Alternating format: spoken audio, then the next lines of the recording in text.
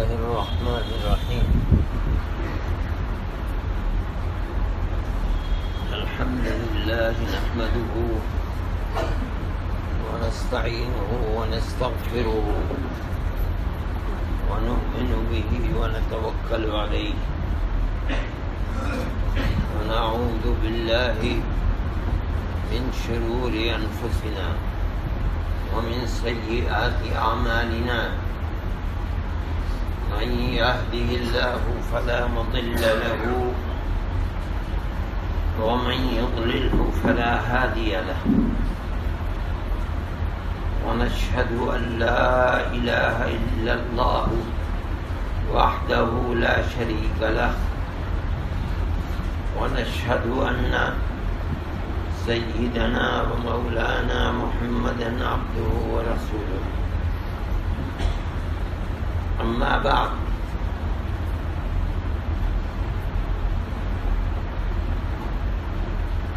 یہ بات چل رہی تھی کہ اللہ کا ذکر کرنے والا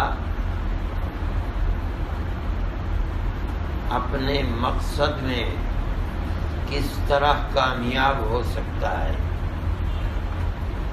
اور کون سی چیزیں ہیں جو اس کو کامیابی تک پہنچنے کے لیے مددگار اور معاون ہوتی ہیں۔ پہلی چیز تو یہ بتائی تھی کہ مقصد ہے کیا۔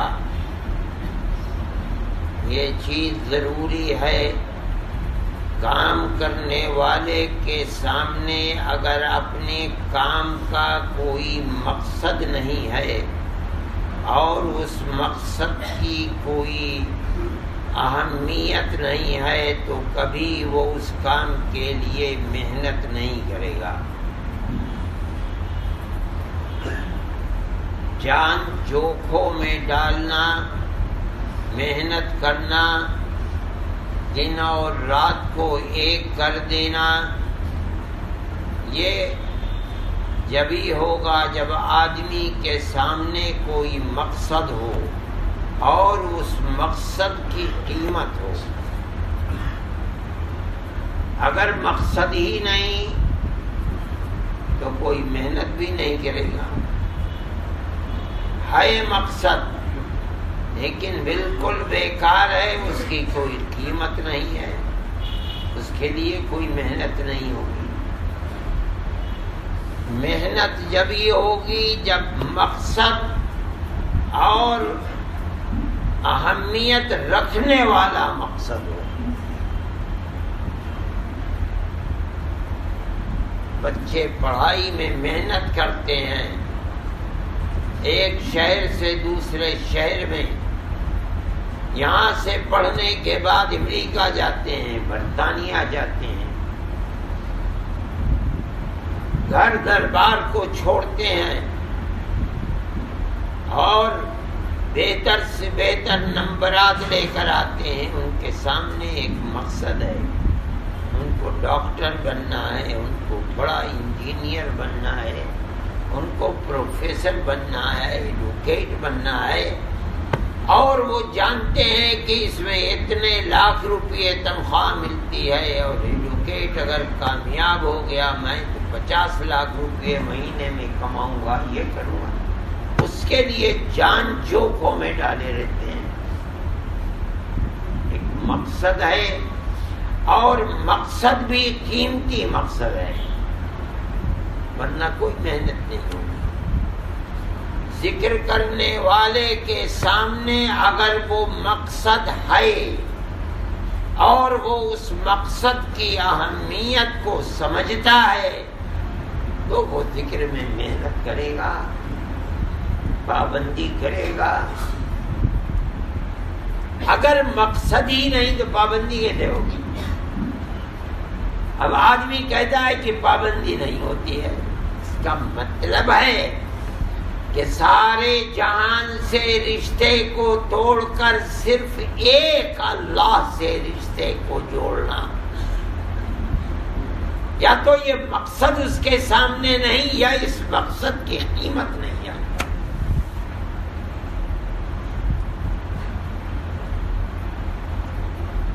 سبق میں جاتا ہے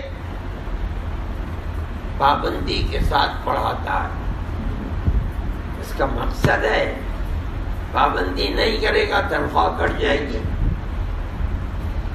لیکن اللہ کے ذکر کا مقصد اتنا بھی نہیں ہے، اس کی اتنی بھی قیمت نہیں ہے، اس لیے کبھی کرتا ہے کبھی نہیں کرتا ہے۔ پہلے لوگ جو کامیاب ہوا کرتے تھے اس کی بنیاد یہی تھی کہ وہ اس مقصد کی قیمت کو جانتے تھے۔ اب ہمارے اوپر دنیا اس طرح سوار ہے کہ ہم اس دنیا کو چھوڑ کر کسی آخرت کی کامیابی یا اللہ کی ذات سے تعلق، اس مقصد سے ہمیں اس کی اہمیت کو ہم جانتے ہی نہیں ہیں، اس لیے یا تو ہم ذکر پابندی سے کرتے نہیں یا جس طرح کرنا چاہیے اس طرح نہیں کرتے، نتیجہ یہ کہ اس کا فائدہ اور ثمرہ بھی مرتب نہیں ہوتا۔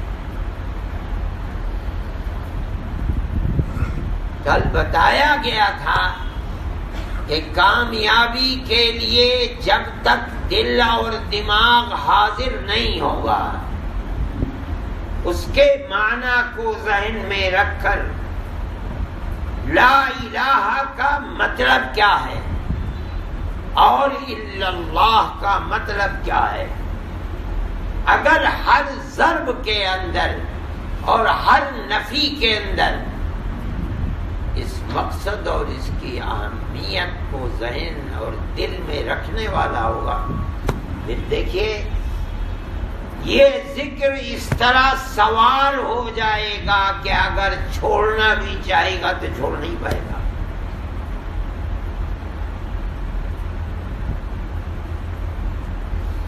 یہ بات کئی دن سے چل رہی تھی، کل تک یہ بات ہوئی۔ آج ایک اور بات ہے کہ ذکر میں کامیابی کے لیے شرط کیا ہے، کیا مطلب اگر یہ نہیں کرے گا تو ذکر بیکار۔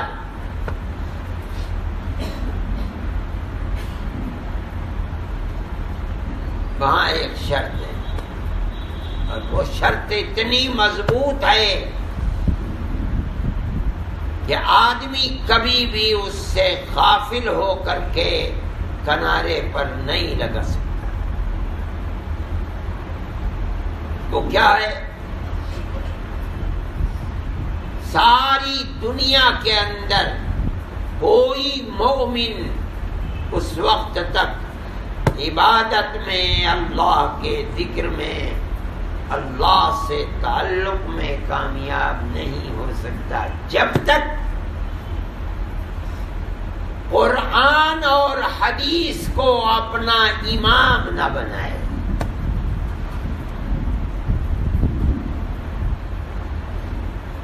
یہ اللہ کی کتاب ہے، اس کا ایک ایک حرف سچ ہے۔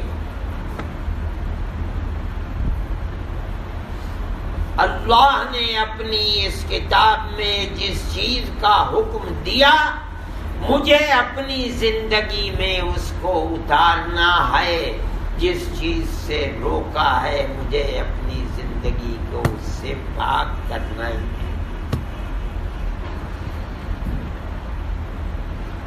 اللہ نے کتاب اتاری ہی اس لیے ہے۔ دنیا کے اندر وہ لوگ جن کے پاس علم دین نہیں ہے اور تصوف کی لائن کو پکڑ رکھا ہے، جیسے درگاہوں میں پڑے ہوئے لوگ ہیں، خانقاہوں میں پڑے ہوئے ہیں، وہ یہ کہتے ہیں کہ شریعت اور چیز ہے، طریقت اور چیز ہے، شریعت کے اصول اور ہیں، طریقت کے اصول اور ہیں۔ یہ گمراہی ہے۔ طریقت کا مطلب اللہ سے رشتے کو جوڑنا ہے، جب تک اللہ کی کتاب سے رشتہ نہیں جڑے گا اللہ سے نہیں جڑ سکتا.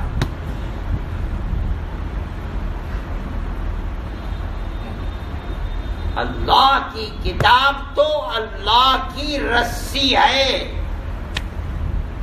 اللہ تک پہنچنے کے لیے اس رسی کو مضبوطی سے پکڑنا ضروری ہے. اگر نہیں پکڑے گا کوئی آدمی، کیا مطلب ہے؟ قرآن کے احکامات کا پابند اپنے آپ کو نہیں بنائے گا اللہ تک نہیں پہنچ سکتا.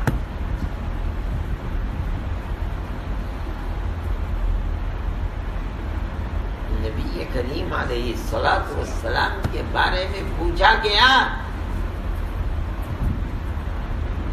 کیا زندگی تھی اللہ کے نبی کی، کیا کرنا کیا نہ، اخلاق کیا کرتے تھے کیا نہیں. میں یہ بھی کوئی پوچھنے کی بات ہے؟ اللہ کی کتاب تھی آپ کی زندگی. کیا مطلب؟ کتاب نے جس چیز کا حکم دیا آپ کی زندگی میں وہ چیز ملتی تھی. کتاب نے جس چیز سے روکا آپ کی زندگی اس سے پاک تھی. جب رسول اللہ کی زندگی کتاب اللہ کی آئینہ ہے تو کسی امتی کا کیا رتبہ ہے کہ اس کو ایک طرف رکھ کر کے اللہ تک پہنچ جائے؟ نہیں ہو سکتا. گمراہ ہو کر مرے گا اللہ کی رحمت کو حاصل نہیں کر پائے گا. یہ تو کتاب ایسی کتاب ہے. رسول اللہ صلی اللہ علیہ وسلم فرماتے ہیں کہ کل میدان محشر میں قیامت کے دن یہ کتاب اللہ کے سامنے کھڑی ہوگی اور اللہ سے کہے گی کہ اے اللہ، اس نے میرے حق کو ادا نہیں کیا ہے، آج میرا اور اس کا فیصلہ فرما دیجیے. کیا مطلب؟ میں نے جس چیز کا حکم دیا اس نے اس چیز کو نہیں کیا، میں نے جس چیز سے روکا نہیں کیا. آج فیصلہ اللہ کا فیصلہ اپنی کتاب کے حق میں ہوگا. جس انسان نے کتاب اللہ کو پیٹھ کے پیچھے ڈال دیا اس کے حق میں فیصلہ نہیں ہوگا. یہ تو بہت بڑی گمراہی کی بات ہے کہ آدمی یہ سوچے کہ تصوف اور طریقت کی لائن الگ ہے، شریعت یعنی کتاب اللہ اور سنت رسول اللہ یعنی حدیث کی لائن الگ ہے. جس کو طریقت چاہیے وہ اپنے آپ کو پابند کتاب اللہ کا نہ بنائے. یہ جاہلوں کی بات ہے. جو لوگ نہیں جانتے اسلام کو، دنیا میں سب سے بڑا صوفی اور طریقت والا اللہ کا رسول ہے.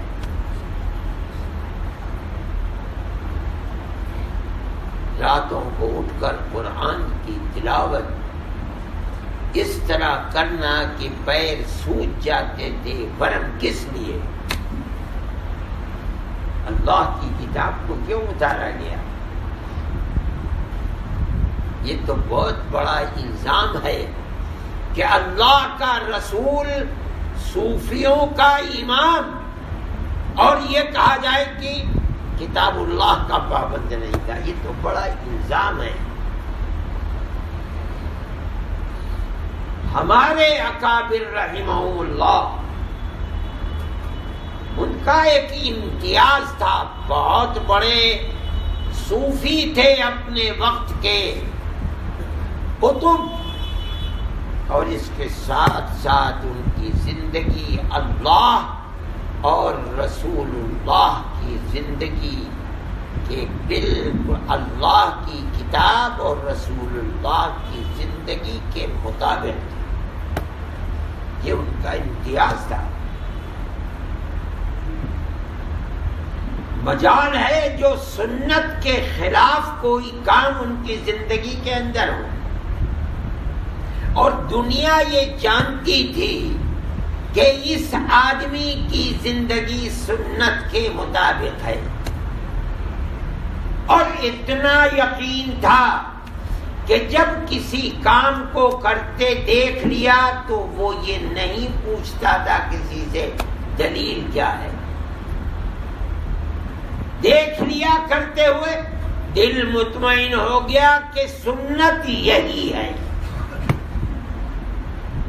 یہ آدمی جس مرتبے کا ہے کبھی خلاف سنت کو یہ عمل اس کی زندگی میں نہیں ہو سکتا.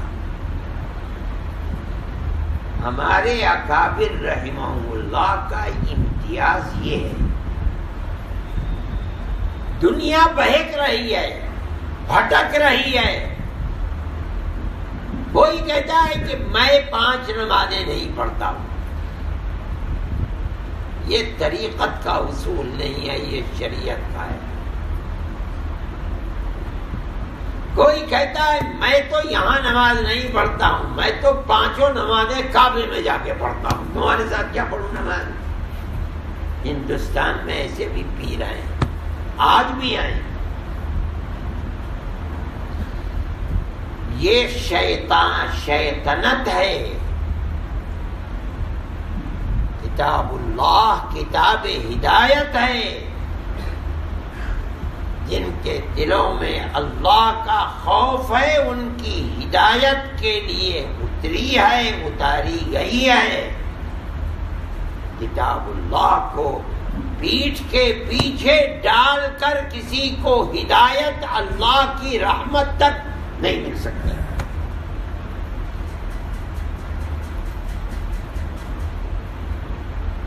اس لیے اس بات کو یقینی بنانا چاہیے اور ہر ذکر کرنے والے کو سمجھنا چاہیے، جستجو کرنی چاہیے، علماء سے پوچھنا چاہیے. اگر خود عالم دین نہیں ہے، اس کی گھریلو زندگی، گھر کے باہر کی زندگی، چلنا پھرنا، اٹھنا بیٹھنا، نماز پڑھنا، ہر جگہ اس چیز کو دریافت کرتا رہے، پوچھتا رہے کہ رسول اللہ صلی اللہ علیہ وسلم کا طریقہ کیا تھا. اگر وہ اس کا پابند رہے گا تو وہ کامیاب ہوگا، اور اگر اس کا پابند نہیں رہے گا تو وہ کامیاب نہیں ہوگا. اللہ کی رحمت، اس کی عنایت، اس کی مہربانی اس کی طرف متوجہ نہیں ہوگی.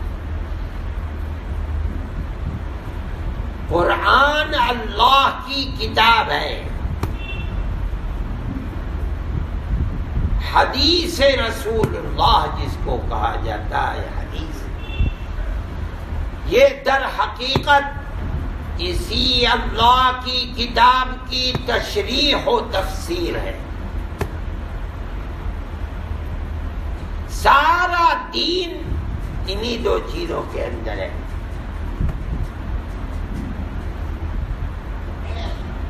جو انسان اس دین کی رسی کو پکڑ کر اللہ تک پہنچنا چاہے گا، راستہ کھلا ہوا ہے. وہ راستہ کیا ہے؟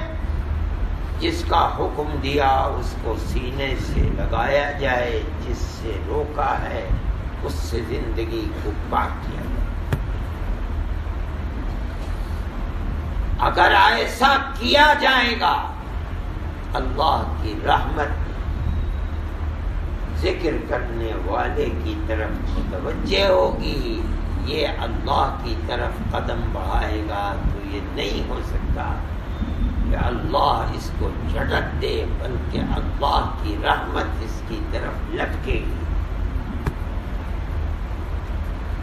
اور اگر اس کو اللہ کی کتاب اور حضرت محمد صلی اللہ علیہ وسلم کی حدیث سے کچھ لینا دینا نہیں ہے، تو اس نادان کو یہ پتہ ہی نہیں چلے گا کہ اللہ کس چیز سے راضی ہوتا ہے اور کس چیز سے ناراض ہوتا ہے، کہاں سے خدا کی رحمت مل جاتی ہے۔ اس لیے میرے بھائی ذکر کرنے والے کے لیے ضروری ہے، یہ بڑی بنیادی چیز ہے۔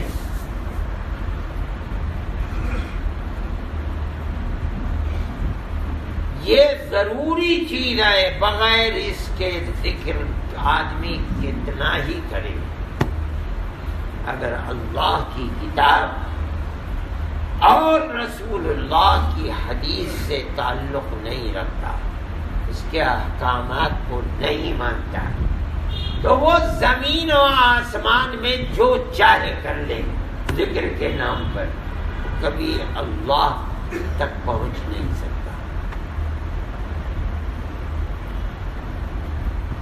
ہمارے اکابر یہی تعلیم دیا کرتے تھے، ان کی زندگی ایسی ہی تھی، ان کے گھر کے اندر کی زندگی، باہر کی زندگی، مہمانوں کے ساتھ کی زندگی، مسلمانوں کے ساتھ کی زندگی، غیر مسلموں کے ساتھ کی زندگی، ان کا اٹھنا بیٹھنا سونا جاگنا، ہر جگہ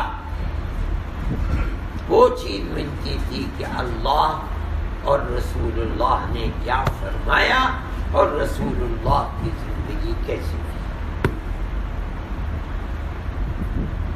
اس لیے ہر ذکر کرنے والے کو تلاش کر کر کے، اور اگر خود نہیں جانتا تو جاننے والوں سے پوچھ پوچھ کر کے اپنی زندگی کو ویسا بنانا چاہیے جیسا اللہ نے حکم دیا ہے اور رسول اللہ صلی اللہ علیہ وسلم کا طریقہ تھا۔ اگر وہ یہ کرے گا تو کوئی وجہ نہیں ہے کہ اللہ کی طرف سے کامیابی اس کی طرف نہیں بڑھے گی۔ اس کی کوشش کرنی چاہیے۔ باقی اللہ کا احسان ہے کہ 20 دن رمضان کے گزر رہے ہیں، اللہ قبول فرمائے۔ یہ اخیر عشرہ ہے، گویا کہ لب لباب ہے۔ اللہ کے نبی نے فرمایا ہے کہ ابتدائی 10 دن تو رحمت کے دن ہیں، جب اللہ کی رحمت اپنے بندوں کی طرف اترتی ہے۔ پھر جو دوسرے 10 دن ہیں وہ گناہوں کی مغفرت کے ہیں، بندوں کے گناہوں کی معافی۔ در حقیقت یہ خدا کی رحمت ہی ہے۔ اللہ نے 10 دنوں کے اندر رحمت کو متوجہ فرمایا، دوسرے 10 دنوں کے اندر جو آدمی چل رہا ہے رحمت کو حاصل کرنے کے لیے،